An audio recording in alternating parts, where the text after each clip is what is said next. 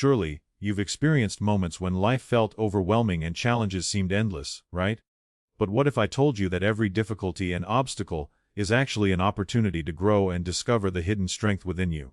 In today's story, we're going to dive into an inspiring journey of a community that fought to reclaim their rights, and, more importantly, their sense of justice. This isn't just a tale of toppling power or standing up to oppression. It's a story about courage, about rising up for values we believe in. So, are you ready to step into a story that might just change the way you view the power of unity and determination? Let's jump in right now. I was sitting by the lake, holding a skewer of hot dogs over a small campfire, savoring the peaceful moments I had longed for. The lake in front of me mirrored the sky, and the warm flames flickered gently in the breeze. This was the life I had dreamed of after years of chaos in the corporate world. But all that I thought I had finally found was quickly shattered. Just as I was trying to enjoy those few moments of serenity, a figure appeared. A middle-aged woman with a stern face, holding a thick HOA rulebook, marched toward me. Behind her trotted a large, fluffy dog, looking just as displeased as its owner. She glared at me, not saying a word, but raising the book like it was the constitution of the entire neighborhood. "Excuse me." Her voice echoed across the water with absolute authority. "Can't you see the No Campfire sign posted right there on the community board?" I looked around, genuinely confused. I had been thorough when checking out the property boundaries and hadn't seen any such sign. "I don't see any sign," I replied, trying to remain polite. "And this is my own property." That's when Karen completely lost it. She pulled a small megaphone from her purse, and her voice suddenly boomed at a volume that could probably disturb wildlife miles away. "You are destroying the lake ecosystem and endangering the entire community," she declared into the megaphone, as though I had started a wildfire instead of lighting a small cooking fire. I tried to explain that it was just a contained fire with water nearby, but Karen wasn't interested in listening. Instead, she took out her phone and, with dramatic flair, dialed 911 right in front of me. She reported it like I had started a forest fire. Within 15 minutes, I saw the red and blue lights of a police cruiser reflecting off the lake as it pulled into my driveway. 2 officers stepped out of the vehicle, wearing the kind of tired expressions that suggested they'd dealt with Karen before, and probably more than once. They walked over to inspect my small fire, which was still crackling peacefully, and posed about as much danger as a birthday candle. The older officer glanced at the neatly contained flames in the water bucket I had placed nearby, then turned to Karen with barely concealed exasperation. "Mom, this appears to be a properly contained recreational fire on private property. There's no violation here." Karen's face turned red as she frantically flipped through her rulebook, insisting that community regulations were being violated. "The law is the law," she kept repeating, as though repeating it louder would somehow make her right. The younger officer suggested that I go ahead and extinguish the fire just to avoid any further issues, which I did without argument. As the police officers drove away, their tail lights disappearing around the corner, Karen stood there for a moment longer, staring at me with pure frustration and something that looked almost like calculation.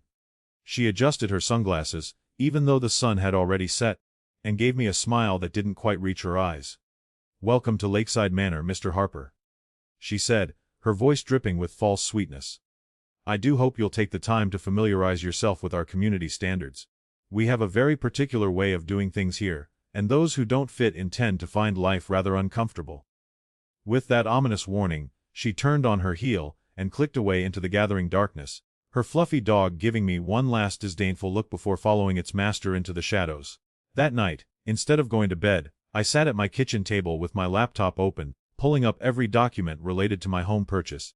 I started with the deed, then moved on to the property survey, the homeowner's insurance papers, and finally the thick stack of community agreements and homeowner association documents that I had signed during the closing process. As a former real estate consultant, I knew how to read between the lines of these documents, and I began paying particular attention to the smaller clauses, the ones printed in tiny font that most people never bother to examine carefully. There was something about Karen's confidence, the way she wielded that rulebook like a weapon, that made me think she was hiding something important. As I scrolled through page after page of legal language, cross-referencing property boundaries and usage rights, I began to notice some very interesting discrepancies between what the documents actually said and what Karen seemed to believe they said. By the time I finally closed my laptop at 2:00 in the morning, I had a feeling that my quiet life at Lakeside Manor was about to become much more complicated than I had ever imagined. The next morning, after little sleep, I stood outside, staring at the yellow envelope taped to my front door. I was already exhausted from the events of the previous evening, but as I opened the letter, I realized this nightmare wasn't over. Inside was another violation notice from Karen's HOA, officially stamped with the HOA's letterhead and signed with Karen's signature in elegant script. Violation of Community Standards, Section 12.4. It read, vehicle parked 3 inches over the designated parking boundary line. Fine D50T. Payment due within 10 business days. I shook my head, confused.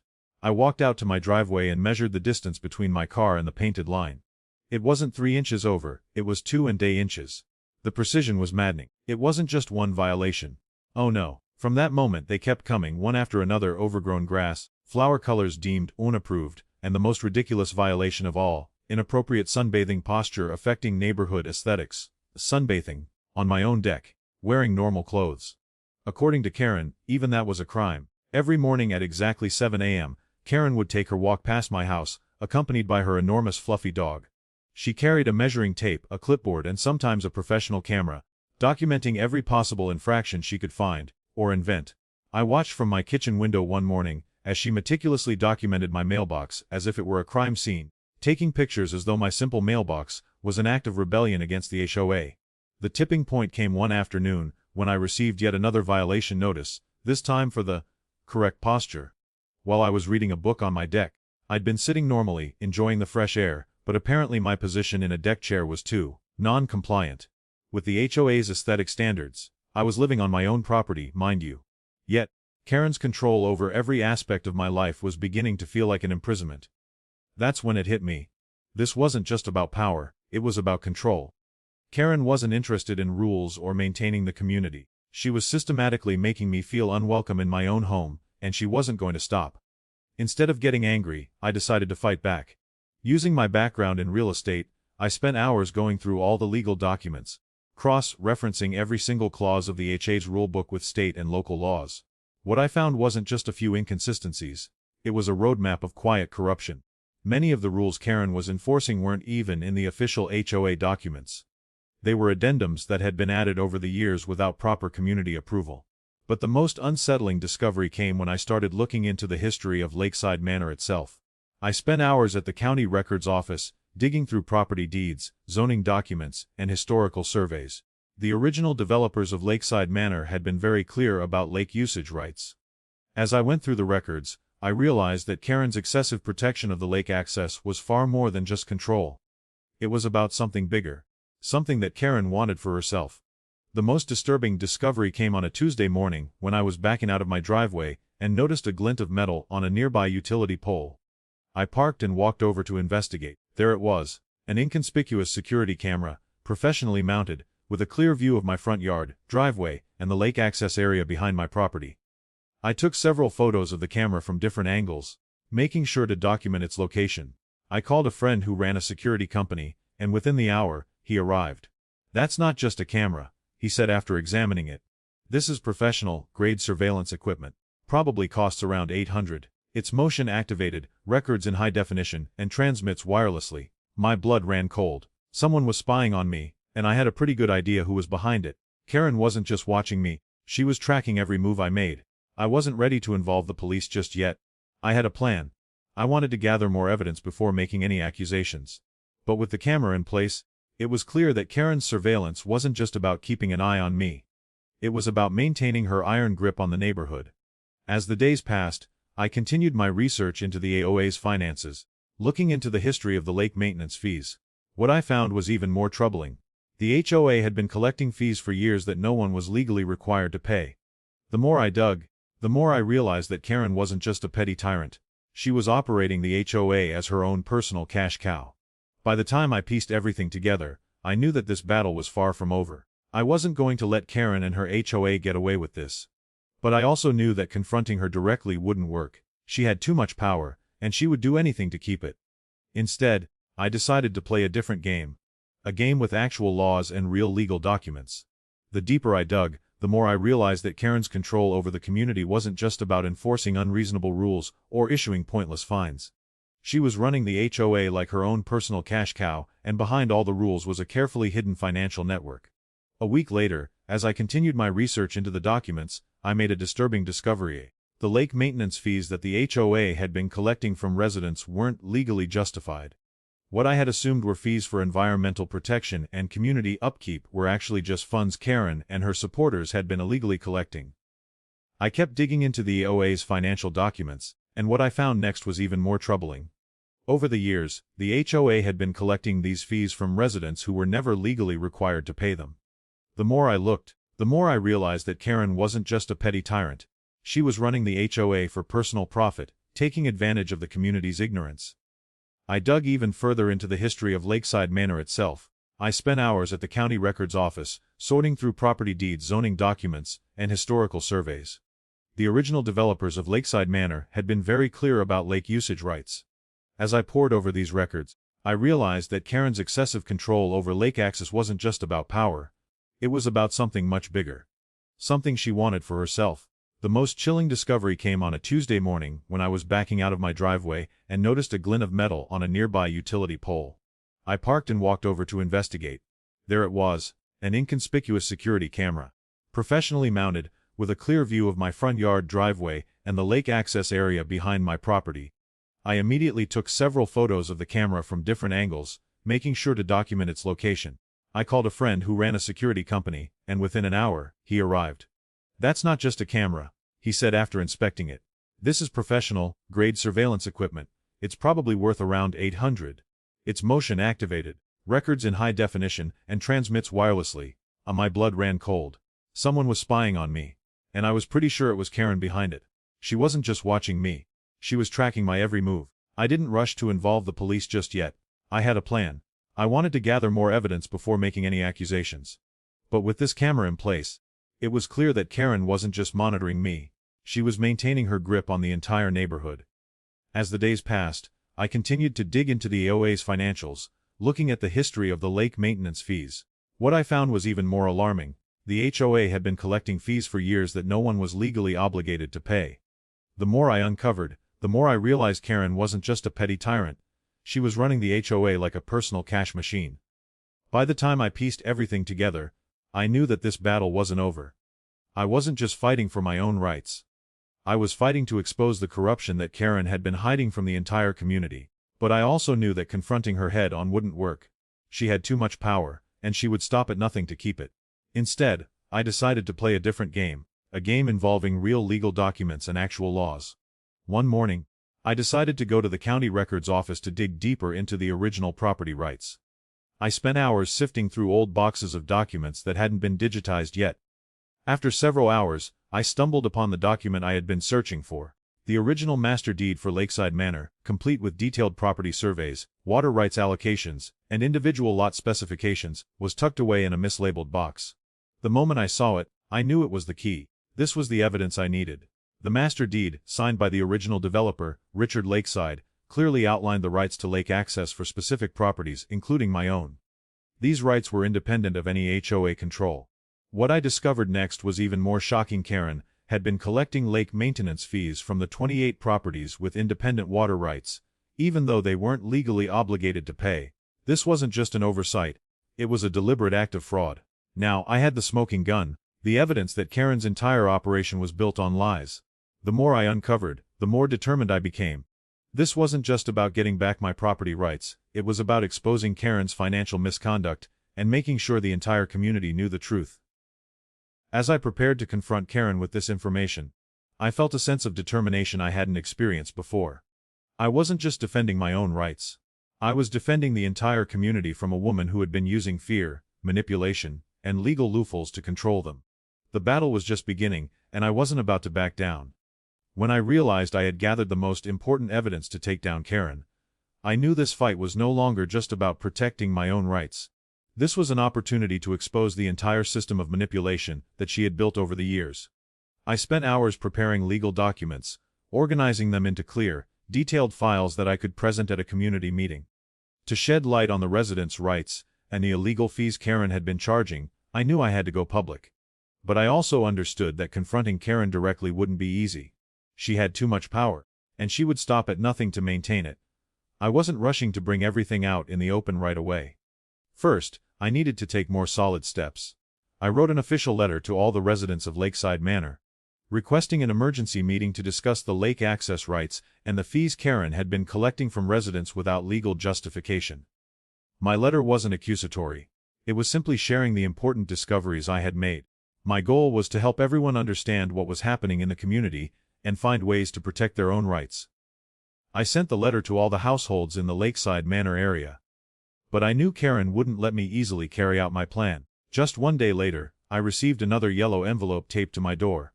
When I opened it, I found that it wasn't a positive response, but a notice from Karen. She had rejected my request for an emergency meeting and warned me that if I continued causing trouble, I would face further fines and even legal action. At that point, I knew I had to find another way to expose the truth.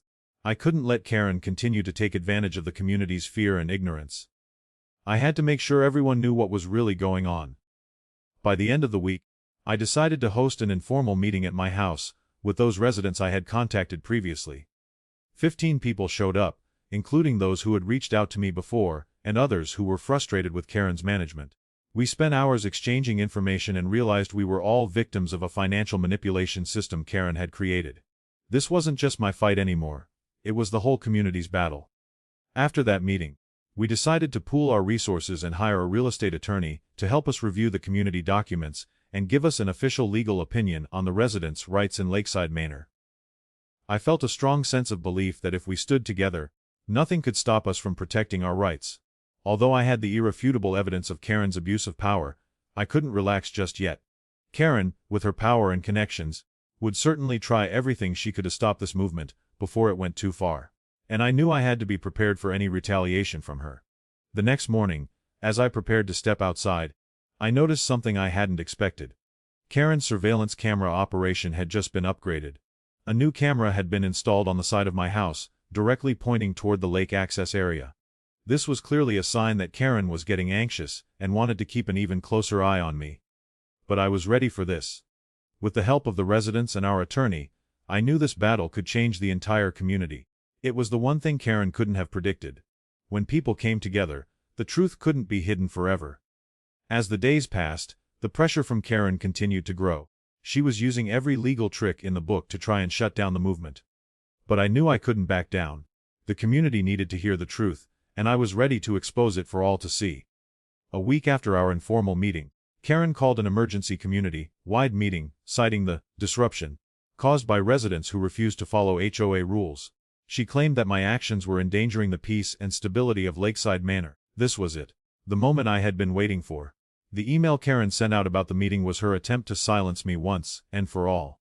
She included an inflammatory message about me, calling me a troublemaker and a dangerous element, threatening the peaceful way of life in the community. She made it clear that this meeting would focus on putting an end to any further dissent by voting to ban certain residents from accessing community amenities permanently. I knew that she was planning to use this meeting to try and legally exclude me from the neighborhood entirely. But this was exactly the public forum I needed.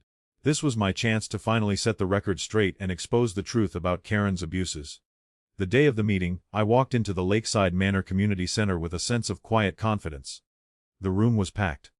Karen stood at the front, confidently prepared to make her case with a PowerPoint presentation, surrounded by the few remaining board members who still supported her. As I scanned the room, I noticed the other residents. Some of them nervous, some of them quietly hopeful, waiting to see how this would unfold. Karen began her presentation, confidently describing me as a disruptor who had infiltrated the community and threatened property values with my radical legal actions. Her speech was carefully crafted, designed to sway the crowd and paint me as the villain. But I wasn't there to argue. I was there to reveal the truth.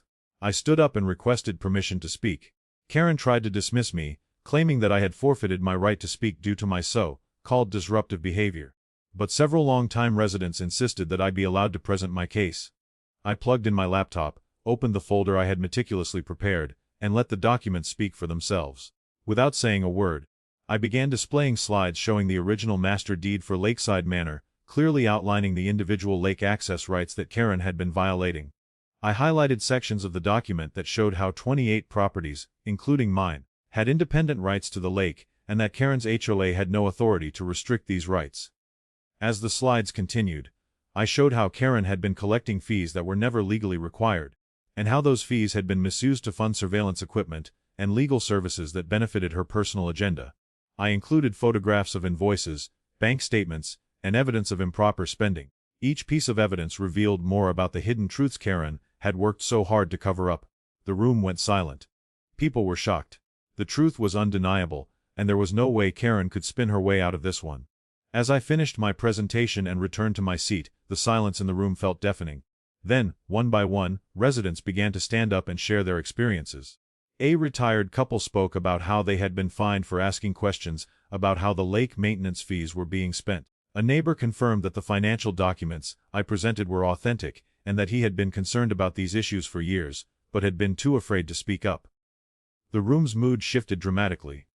The tension in the air turned to outrage. Residents started asking for accountability, questioning Karen's actions, and demanding answers. But Karen wasn't done yet. She tried to interrupt, desperately trying to regain control of the meeting, but she couldn't. Her microphone was unplugged, and for the first time, Karen was left without a voice. She had lost control. The residents, now free to speak their minds, began calling for an immediate vote of no confidence in Karen's leadership. A motion was made to hire an independent financial auditor to review all HOA expenditures from the past decade. By the end of the meeting, Karen was officially removed from her position as HOA president. The board was dissolved, and a new interim leadership committee was formed to oversee the restructuring of the community. The residents' voices had been heard. The truth had been exposed. Karen's grip on Lakeside Manor had been broken. But the story didn't end there. The journey toward rebuilding the community was just beginning. The residents were ready to restore what had been taken from them, and I was determined to ensure that justice was served. After that pivotal meeting, things started to change rapidly. Lakeside Manor, once a place where Karen ruled with fear and intimidation, began to open a new chapter. One where fairness, freedom, and respect for individual rights were at the forefront. Residents who had once been afraid now began to stand up for their rights. The community finally realized that they didn't have to live under the oppression of one person. They had the right and the power to decide how they lived. When Karen was removed from power, a wave of hope spread through the air, and that was when we started to rebuild from the ground up. Immediately, a new temporary committee was formed, composed of longtime residents, many of whom I had worked with. This committee quickly hired an independent financial audit firm to review all HOA expenditures from the past decade. When the audit was completed, the results confirmed everything I had discovered. Over 180 zalozen had been improperly collected from residents who were not legally required to pay any fees. This revelation shocked not just me but all of the residents. The fees Karen had been charging, the money wasted on personal projects, and the resources funneled into her efforts to maintain control. Everything was laid bare. And everyone who had been deceived was finally getting what they deserved: justice. The temporary committee voted to refund all improperly collected fees, with interest. At the same time, they voted to abolish all the ridiculous surveillance rules and fines that Karen had imposed. From now on, every resident would have the right to participate in HOA meetings and oversee the financial decisions made for the community. The change wasn't just about returning money or eliminating absurd rules. The community was beginning to rebuild the relationships that Karen had fractured over the years. Residents were no longer divided and fearful. They had learned an invaluable lesson about power and responsibility, about never letting someone use fear to control them. Lakeside Manor was a completely different place now. The nonsensical regulations like improper sunbathing or unapproved flower colors were gone. The community returned to being a place of freedom, where each individual's rights and creativity were respected. Outdoor gatherings, BBQs by the lake, and family picnics became a regular part of community life. Each time I sat by the lake, watching the children run around and families gathered around the fire, I felt a sense of pride in what we had accomplished. Karen had failed, not just because she was overthrown, but because she didn't understand that real power lies not in controlling others, but in creating a community built on fairness, respect, and cooperation. Karen had moved out of the community quietly. Her house was sold at a loss, and when she left, no one in the community bid her farewell. Her story ended in solitude and disgrace. But for us, it was a new beginning. A beginning where we were no longer ruled by one person's whims, but by the collective strength of the people. As I looked out across the lake, I remembered the first night I arrived. I had imagined sitting by the water, grilling food, enjoying a peaceful retirement away from the chaos of the corporate world. That image was still the same, but now it was even better. The community had come together to restore the values that had been missing for so long.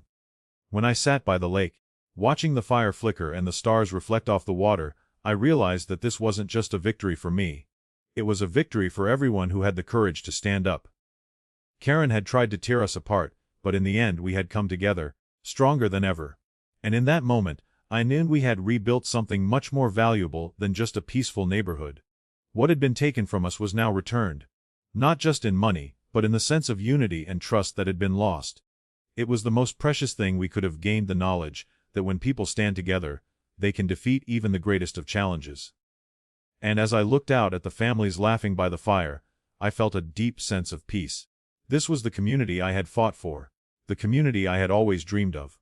Sometime later, life at Lakeside Manor had returned to normal, but that didn't mean we had forgotten what we went through. The stories of Karen and the day she ruled over us still came up as a lesson. But now, everything had changed, and that change was due to the unity of residents like myself, and those who dared to stand up to protect their rights. When I sat by the lake each morning, I saw a completely different community. No more absurd rules, no more unnecessary quarrels. The people had learned that they had the right to demand transparency and fairness. HOA meetings were no longer a battle against oppression, but a place where everyone could contribute ideas and protect their own interests. Karen was gone, but the lessons we learned from that struggle would never be forgotten. Her mistakes became lessons for not just me, but for everyone in the community. We learned that real power doesn't come from controlling others, but from creating a united, fair community that respects each individual. Looking back, everything truly had changed. There were no more concerns about vehicles being parked incorrectly, no more complaints about trees and flowers being aesthetic violations, according to Karen's standards, and most importantly, people could live their lives without fear of unreasonable inspections. What made me happiest was seeing children running around the lake, families gathering around the campfire, and all the residents enjoying their peaceful moments together. We had rebuilt a real community, one where freedom and fairness were protected, where everyone was respected, and no one was controlled. Karen had lost all her power, but it was our unity that had won. When she looks back at her life, perhaps she'll realize that control and personal ambition can never last forever. In the end, the truth will always prevail. I stood by the lake, watching the leaves drift across the water, and I knew we had won. This wasn't the victory of one individual, it was the victory of all of us. We had overcome control and taken back our freedom and rights. And now, we would continue to live in a community where no one had to live in fear. Where everyone could live the way they wanted, as long as they didn't harm others. Karen may have left, but the legacy we left for future generations would be a community where each individual's rights were respected, and where power could not be abused. And that was our true victory.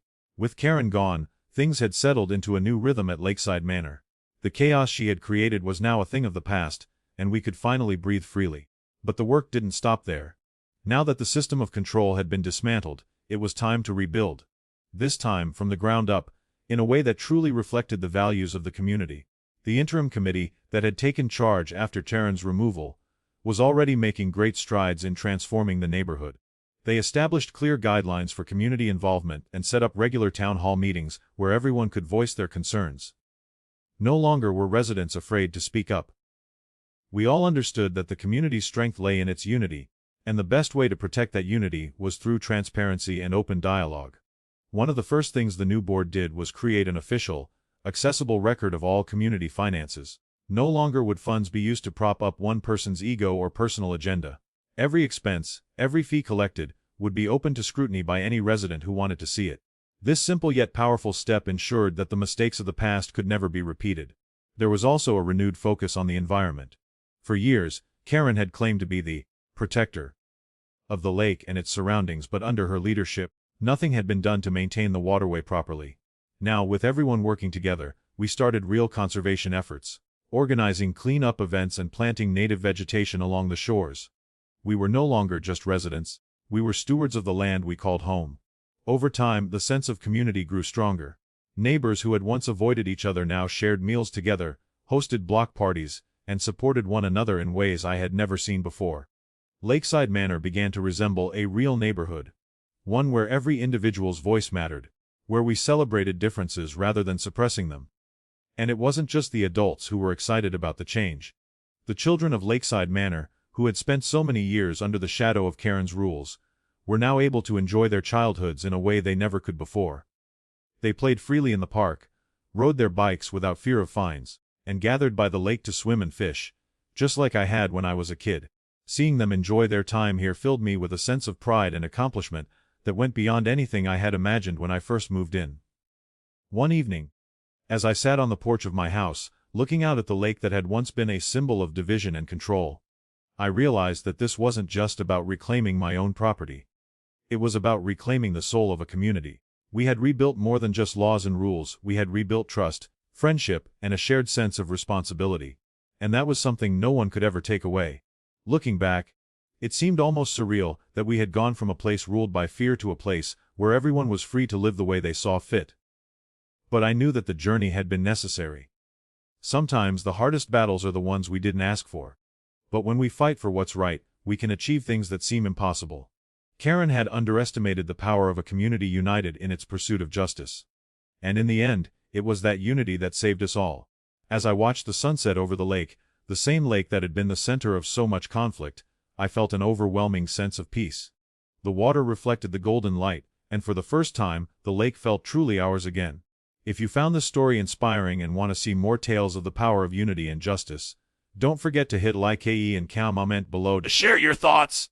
Your feedback is incredibly valuable and motivates us to keep creating content that resonates with our community. We'd love to hear your experiences. Have you ever faced challenges like the ones in this story? Share your journey in the comments. And if you believe this message deserves to be heard by others, make sure to share this video with your friends and family. Let's spread the word together and remind everyone about the strength we gain from standing united. Finally, if you haven't already, don't miss out. Hit subscribe and turn on notifications to be the first to hear more inspiring stories, helpful insights, and life lessons. We can't wait to continue this journey with you. Thank you for watching, and we'll see you in the next video.